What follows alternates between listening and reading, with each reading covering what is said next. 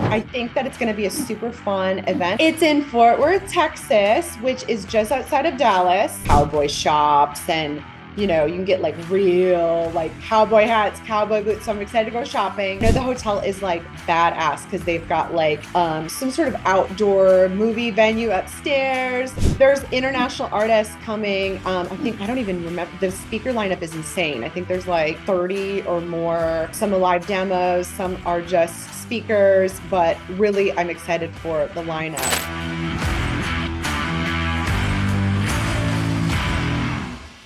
All right, I'm so excited about today's podcast. We have Emily Joy here. And Emily, to be frank with you, I've always, seen your stuff on Facebook or Instagram, and I've always admired you from a distance, but this is the first time we've actually got to, come here face to face and do a podcast together. So welcome to the podcast. Thank you. And thank you for having me. Yeah, of course. And so I know we have a lot to cover today, a lot of helpful advice for people. And, I think you even have a brand called Ink Mentor. Is that right? I do. I have a few projects going. So I would say brick and mortar business is Dellistic. Dellistic has 2 locations. One is in Washington, D.C., and I expanded to a second location where I now live in South Texas. I know you have a business also in Houston, right? Yeah, we have the linked Permanent Joy training there. Okay, cool. So we're sort of like neighbors, a little bit further away. Right. And then in 2020, when I was shut down, when my brick and mortar couldn't operate, I launched a mentorship program called Ink Mentor. So it's really like personalized coaching. So I have students from all over the world that will come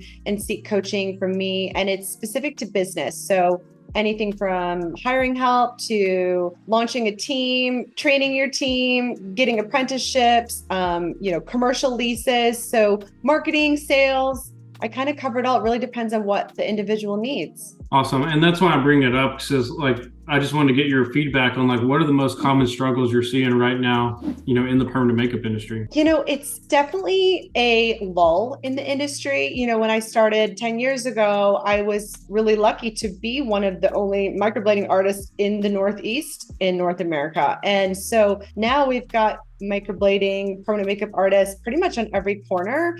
And we also have awareness among our consumers who are knowledgeable of, maybe the things that they see online that didn't turn out so great when it comes to permanent cosmetics. So they're being really selective with who they book with, and I think that we're seeing a little bit of a lull. So really it's like, how do I gain consistent customers? Yep. And I've seen that as well too, because like you mentioned, there's a high saturation in most markets now. And so if I'm a new permanent makeup artist or a new microblading artist, and I came to you and I said, Emily, what do I do, to stand out from all these competitors? What would be your, short answer to that?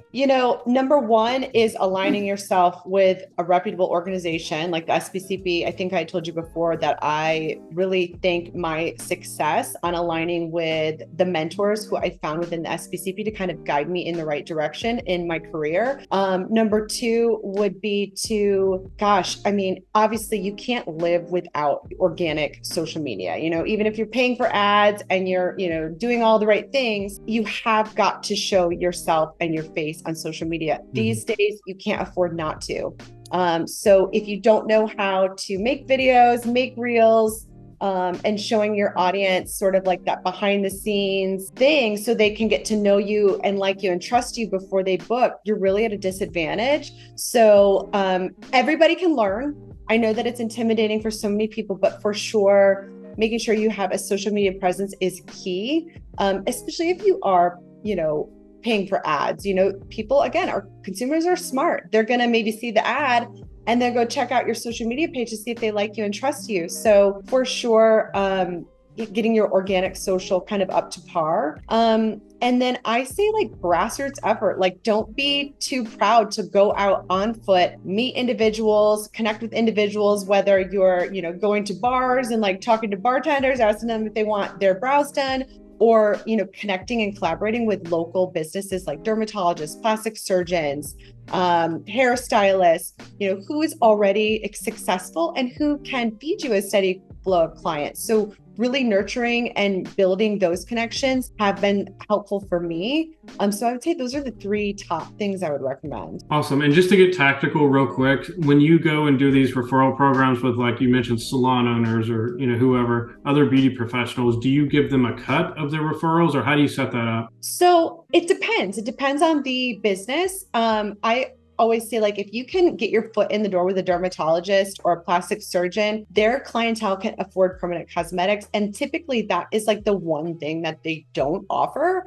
So I would start out by seeing if anyone who's maybe like an office manager or the person who, is a sales manager who handles the contracts for, surgery procedures, I would probably do their brows complimentary or offer them some sort of complimentary service, because essentially that's like a walking billboard in that office. So that would be number one. I definitely ask them what I can do for them, right? Because it's not just all about me. It's like, do you have marketing material you'd like me to keep in my aftercare bags? And then I might give them marketing material as well. So I have to be honest, personally, I haven't ever had to give any sort of like kickback incentive, but I've been very generous with the right key people in those offices to gift them procedures. And that's enough, because they're so happy. They end up talking about it and they're like, face to face with their clients. So that's what's worked best for me. Awesome. Yeah, I love that tactic, because a lot of people think that, like, well, I don't want to give anything complimentary because, I paid all this money for training and I have like my skill set, and I get that. But can you kind of explain to them why complimentary is okay sometimes? Consider it an investment. You know what I mean? It's like literally a live ad for your business. It's if you can touch the right people and they're thrilled with the artistry that you've done on their face, they're going to talk about it over and over and over and over. Mm-hmm. And again, this is not something where I like connect with them, I do their brows, and then I'm like, peace out. I'm nurturing these relationships monthly. I'll stop by, I might bring cookies, I might bring wine. I'm making sure that I'm giving them a lot of TLC, so we get TLC in return as well. So, I mean, yes, it is costly to give, procedures for free, but it comes back in tenfold. It's like you get what you give. So a lot of my listeners or viewers know that I'm very unscripted and stuff, and you don't know what questions I'm going to ask, but I'm going to throw a good question out right now. What's the one thing that you think everyone should be doing that nobody's teaching right now? The one thing that everybody should be doing that nobody is doing right now? Are you talking about like a skill? Well, like, whether it's business advice or marketing advice, like what's something that you haven't seen anyone else teaching that you think would be something like, this God, is Jake, come on, you put me on the spot. Well, here's the thing, I think that it's very far and few between that I see something new at this point in this industry. But whenever I say that, then I do see something. I'm like, oh, crap. So I think that it's not necessarily about what specifically is being taught, because if you're someone who's been around the block like me and taken, countless amounts of training, you'll see it's not necessarily the topic that's being taught, but it's how it's being taught. Mm-hmm. Because you could go to a trainer in Russia and they might teach you a procedure a completely different way. And then they're going to teach you the same thing here in Texas. And it's like night and day. So it's really about like using your own judgment and kind of taking like a little bit from this person, a little bit of that person, and kind of putting it together.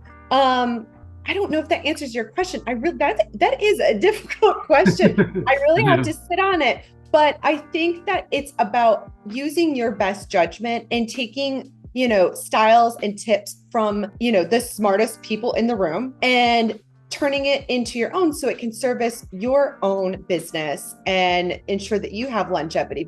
And I tell my coaching students this too, it's like, I'm telling you these things from my perspective. I'm not living your life. I'm not living through the lens of your business. So it's okay to disagree with me. Like, I'm giving you advice and guidance, and I'm giving you the keys, and I'm giving you the car, and I'm giving you a map. But at the end of the day, it's up to you to have the discernment to decide what's best for you. So, making sure you're doing thorough research before investing in marketing, coaching, education. We all know somebody who's been screwed by an educator at this point. Don't go with the cheapest option. The cheapest option is never the best option. And I would say make sure you do your research. There's enough resources in these PMU groups, and not all the resources are great, let's be honest.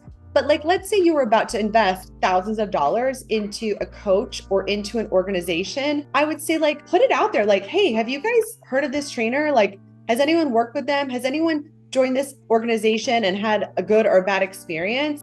Do your due diligence in protecting yourself. I gotta think about what is the one thing nobody is teaching though. I feel like nobody's doing YouTube videos. Oh, really? I've seen a lot of artists. I follow a few, not in the United. I don't see as many artists in the US. I have a few like in Italy that I follow. But yeah, I think that, I don't know.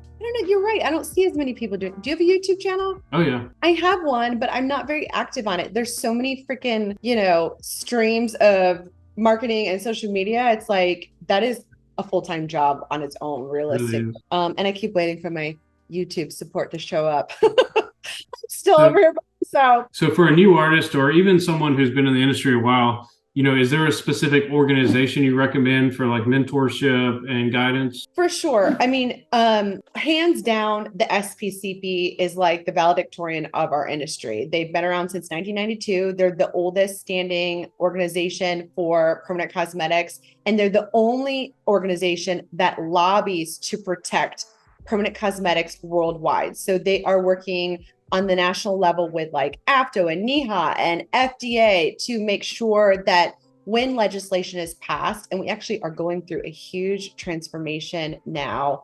I don't know if you've heard about MACRA. Have you heard about MACRA, Jake? So MACRA is like, I'm going to get this wrong, the Modernization of Cosmetics Regulatory Act. So it's literally like the first time in almost 100 years that the United States is beginning to regulate cosmetic products, which affects everything permanent makeup artists use. So the law passed at the end of last year, and it's kind of moved slow until recently. So they are putting in laws that are going to affect everything we use, from inks to anesthetics to, literally everything, cleansers, aftercare products. And so right now, the SPCP is the only organization that has a voice when it comes to those huge legislative changes. And so, they've worked at state level, they've worked at national level, they've worked at international level. They actually help pass laws in Korea. I don't know if you know that, like, tattooing in general was illegal in Korea. So there were a lot of like underground artists. So now they have passed legislation to protect those artists.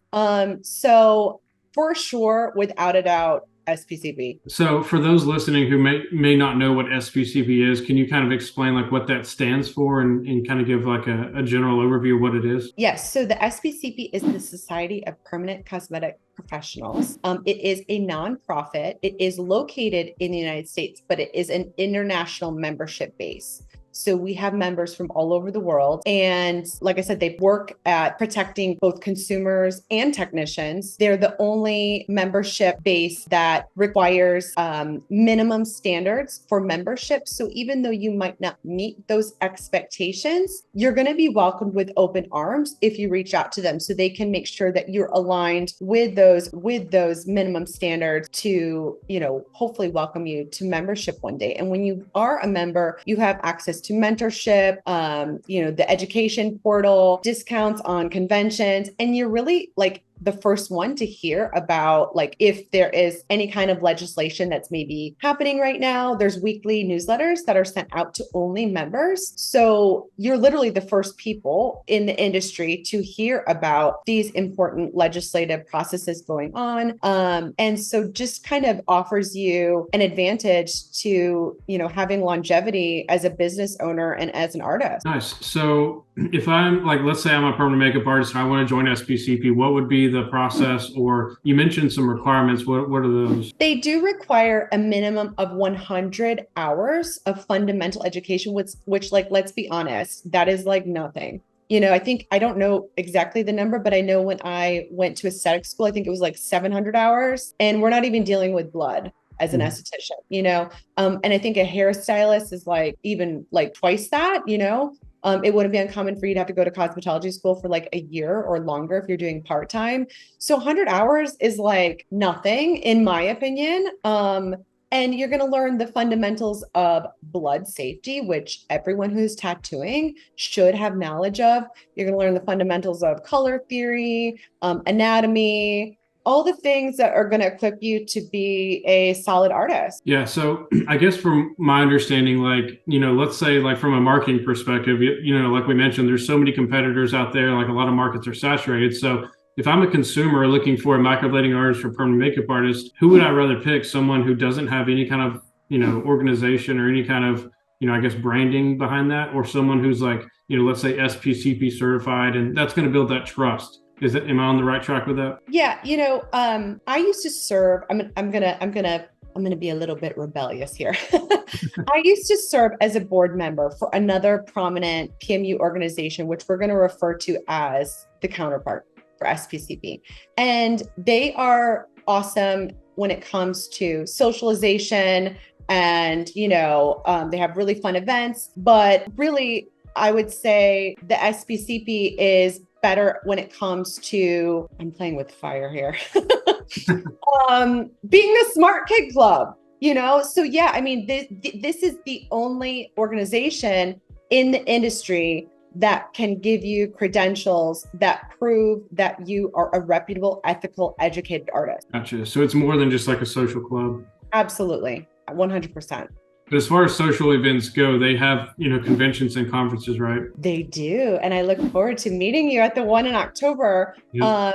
I think that it's going to be a super fun event. I think this is their 32nd annual convention. Unfortunately, last year I was supposed to speak at the one in Florida and it got canceled to an online because of the hurricane, which was devastating. So I'm really looking forward to going because it's been a long time since I've done sort of like the in-person conventions, and I love conventions so much. I do too. So where is this one? You said it's in Dallas, Fort Worth? It's in Fort Worth, Texas, which is just outside of Dallas. And I mean, it's like, I think it's in like this cool area called the Stockyard. So it's like really like time never touched this place. Like the authentic like cowboy shops, and you can get like real like cowboy hats, cowboy boots. So I'm excited to go shopping. And I know the hotel is like badass because they've got like some sort of outdoor movie venue upstairs. They're going to have a Denim and Diamonds event for, I think, the last evening we're there. So I'm super excited to go shopping again. And like there's international artists coming. I don't even remember. The speaker lineup is insane. I think there's like 30 or more. Some are live demos, some are just speakers, but really I'm excited for the lineup. Now, do they have to be an SPCP member to go to that? You don't have to be an SPCP. You get a discount if you are an SPCP member. And if you decide to become a member when you're there, because you're not an existing member, you actually, I believe, can credit some of the ticket purchase to your membership. And I wish I knew what the membership was. I think the annual membership is like $275. It's really inexpensive. They even allow you to do quarterly payments. So like there's really no excuse not to become a member. Yep, for sure. And I mean, just having access to all that mentorship and education for that cheap is amazing. Yeah. And being ahead of the game and being in the loop with these huge legislative processes going on is, I think, a great reason on its own as well. Yep, for sure. So do you know, like off the top of your head, any kind of like what kind of educational topics they teach? Oh man. I mean, like everything and anything. In fact, I was blessed enough to have a mentor in the very, very beginning of my career. I attended the first microblading training in North America, and I happened to sit by this amazing woman, Marie Barbudo, who has been tattooing for forever. And she really pointed me in the right direction. But I mean, anything from contraindications when it comes to medication. I mean, like you could ask these women anything and they're going to know the answers to it. And it's like,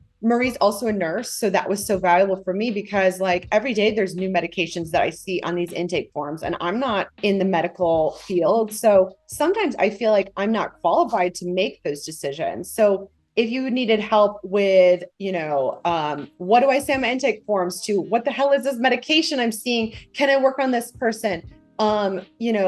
anything and everything. I mean, we're doing really cool things in our industry now with like scar camouflage and I mean, I've seen like, really awesome techniques when it comes to eyeliner, lips. I mean, our industry has come like leaps and bounds. And I've only been in the industry for 10 years. So imagine what these matriarchs of our industry have seen. I really think the most progress has been made since 2020 when everyone was forced to do these online trainings, because now we can take, trainings from amazing trainers from all over the world in our living room.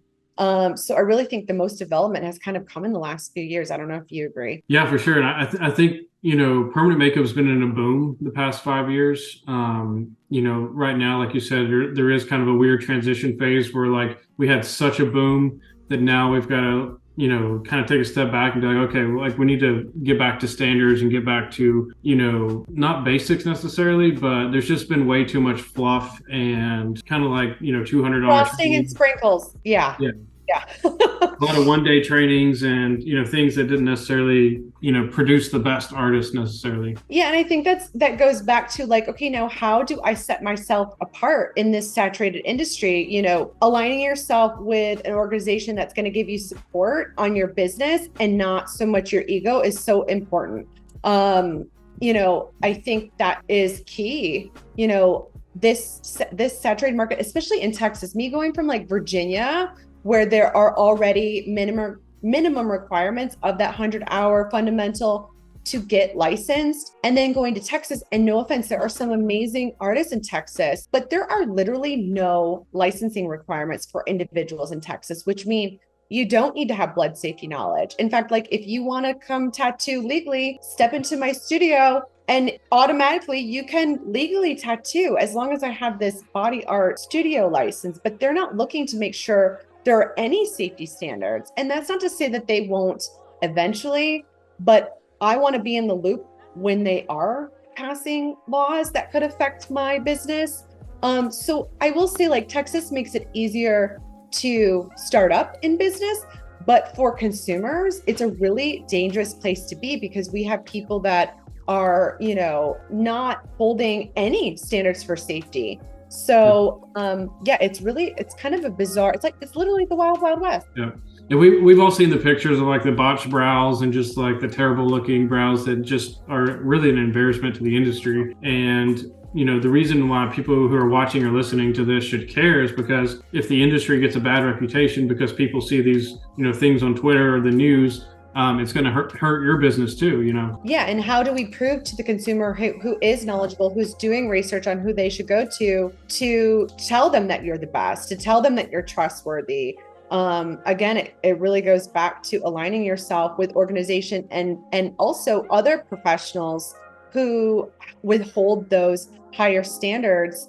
And, we cannot rely on our local government. Unfortunately, state by state here in the United States, it's different. And there are many states where the oversight is given, like body art is literally regulated by a cosmetology board. So, who else are you going to, rely on, since we can't rely on our local government to kind of give us that guidance? So for sure. Awesome. So just to circle back around, because I'm going to be there, you're going to be there to the SPCP convention in Fort Worth. So those dates are, correct me if I'm wrong, I think it's October 7th. To the 9th? 7th, 8th, and 9th. And they do have a SPCP exam if you are interested in getting the highest credential certificate. So there's sort of like two different tiers of membership. The SPCP exam is the highest credentials you can earn in the permanent makeup industry. And that is internationally recognized. So if you're interested in taking the SPCP exam,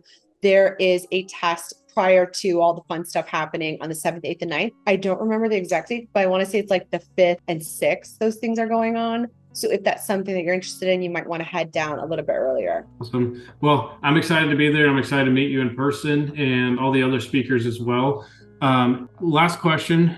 If you had to go back 10 years when you first started, what's something you would tell the old 10-year Emily Joy? What would you tell her starting out? Don't practice on your friends or your family members. That would be for sure my first piece of advice. And yeah, like even if you think you're ready, I think you probably need about like, I don't know, 20 more models, and start with people that are just happy to have a procedure done. Don't be selecting these high expectation models from the beginning. You're still learning, so give yourself some grace, and for sure, don't be working on people until you're ready. And that was something my mentor told me early on, but I did make the mistake of taking friends and family early on. And every time I see those people, I'm like, ooh, still to this day. So those people, and of course it's like nothing like super botched, but I have, an expectation of what my artistry and skill should look like. And if I'm surrounded by, all these people that I did in the very beginning, that kind of haunts your life. It is permanent, So seek models that are willing to have the procedure, that don't have the highest expectation of outcome. Perfect. Love it. So if they want to follow you on Instagram, what's the handle? So my permanent cosmetics business is going to be Dollistic, DOLLISTIC. And then my coaching business and my personal life are on Real Emily Joy. Awesome. If you want to learn more about becoming an SPCP member, we'll put that link in the description, and same with the conference. Awesome. Can't wait. Thanks, Jake. Awesome. Yep. Thank you.